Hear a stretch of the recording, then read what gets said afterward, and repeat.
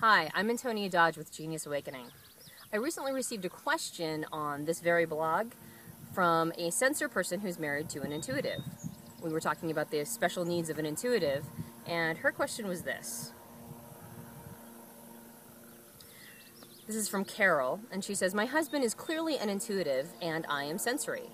Do you have an article on how a sensory person can relate to and make an intuitive more at ease?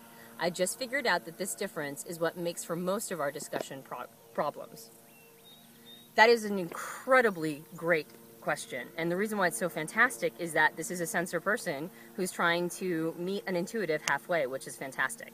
So Carol, I just have two major points that I think can put your husband more at ease. Number one, you have to remember that he spent his life having people tell him that his creative ideas are crazy.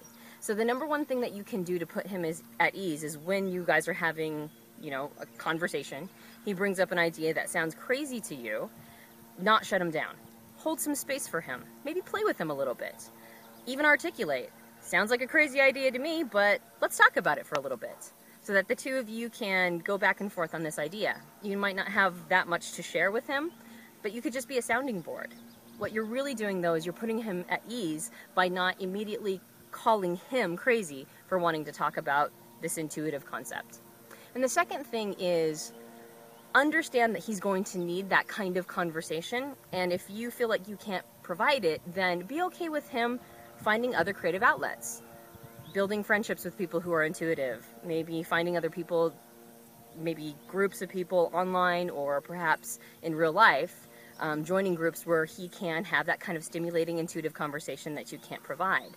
So basically holding space is how you can put him at ease.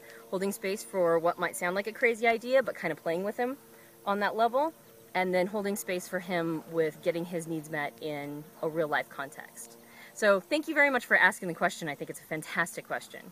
Another question that we recently received is, how do sensors speak intuitive language and how do intuitives speak sensor language? That's different than just putting somebody at ease. That's actually communicating with them on their terms. And keep your eyes out for a webinar that I'll be uploading in the next few days, which will give you a very, very useful tool on how to come up to an intuitive level and down to a sensor's level in terms of being abstract versus being concrete. So again, I'm Antonia Dodge with Genius Awakening, and leave a comment if you found this helpful.